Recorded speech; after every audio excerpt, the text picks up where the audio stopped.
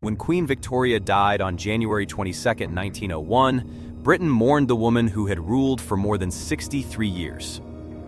Her funeral was planned as a grand farewell to an age. Yet while the empire prepared to bury its queen, members of the royal household were already dealing with a man they wanted removed from the story. His name was Abdul Karim. He had arrived in England as a young Indian servant and within a few years had become one of Victoria's most trusted companions. Their friendship crossed lines of race, class, religion, and rank that Victorian society considered almost untouchable. The Queen valued him. Her children and senior courtiers largely despised him. Once Victoria was gone, they acted quickly. Her letters to Karim were seized and burned, and he was ordered to return to India. Abdul Karim was born around 1863 into a Muslim family in British India. He studied Persian and Urdu and later worked as a clerk at the Central Jail in Agra. In 1887, Queen Victoria was preparing to celebrate her Golden Jubilee, marking 50 years on the throne. 2 Indian men were selected to join the royal household and assist during the celebrations. Karim was one of them. He was not an aristocrat, diplomat, or prince. He arrived to serve. On June 23, 1887, Karim served Victoria breakfast at Frogmore House near Windsor. In her journal, the Queen described him as tall, with a serious and attractive appearance. It could easily have been their first and last meaningful encounter. Instead, Victoria became curious about him, his language, and the country over which she ruled as Empress of India but had never visited.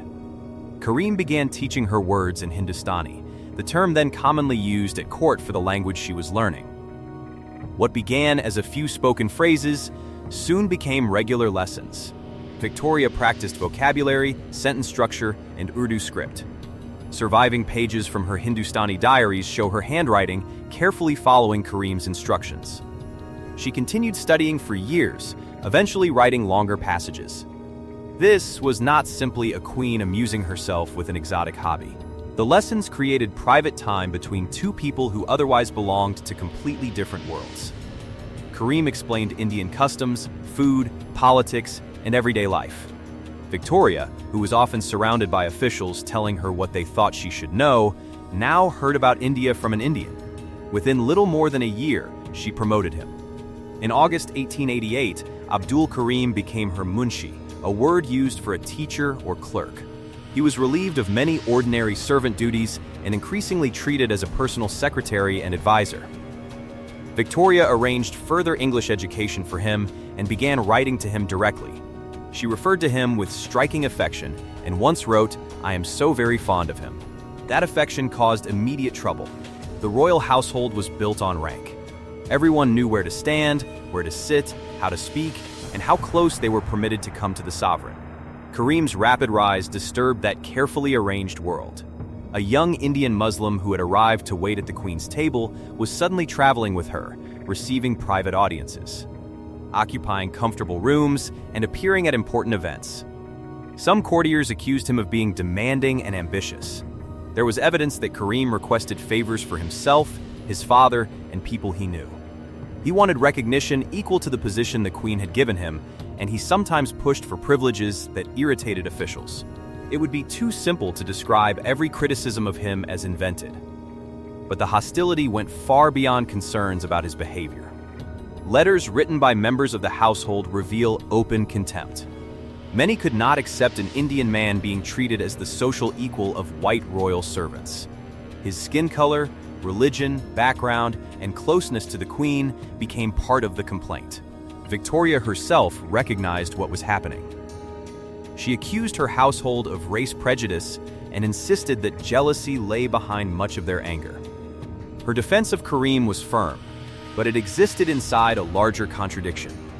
Victoria was the symbolic head of an empire that ruled India without Indian consent. Her personal interest in Indian languages and people did not undo the violence, inequality, or racism of imperial rule. She could challenge prejudice inside her household while remaining the central figure of the imperial system that helped produce it. That contradiction makes the story more interesting, not less. Their friendship was real, but it did not place them outside history. Victoria remained the Queen Empress, Karim remained dependent on her favor. She had enormous power over his life, even while genuinely caring for him. The Queen gave Karim gifts, arranged accommodations for him at royal residences, welcomed members of his family, and helped secure land for him near Agra. He accompanied her on journeys and received seats and privileges that ordinary servants could never expect. She also commissioned formal portraits of him. In those paintings, Karim was not shown carrying a tray or standing unnoticed in the background. He appeared with dignity, dressed in rich clothing, and presented as a man of importance. The closeness between them encouraged rumors. Later storytellers have sometimes hinted at romance, partly because Victoria had previously faced gossip about her relationship with the Scottish servant John Brown. But there is no solid evidence that Victoria and Karim were lovers. Karim's surviving diary does not establish a sexual relationship. The evidence points instead to an intense emotional bond shaped by loyalty, affection, curiosity, and the Queen's loneliness in old age. Victoria was nearly 70 when they met. Prince Albert had been dead for more than 25 years, and John Brown had died in 1883. Karim brought new conversation and energy into a life governed by ceremony and grief.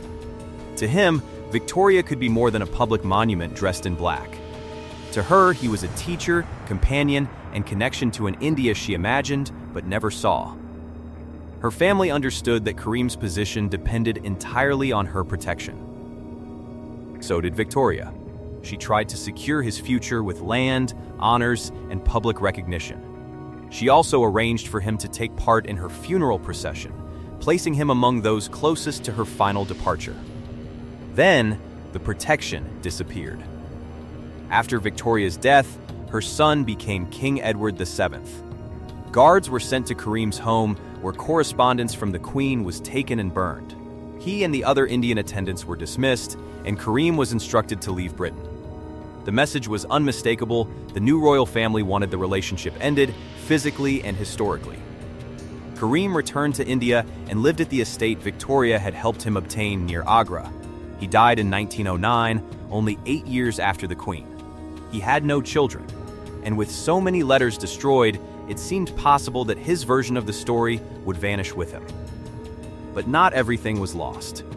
His personal diary survived through relatives. More than a century after Victoria's death, it helped historians reconstruct a relationship the royal family had tried to reduce to an embarrassing footnote. Victoria's own language notebooks, official records, photographs, and commissioned portraits also remained. The evidence was scattered, but it was enough.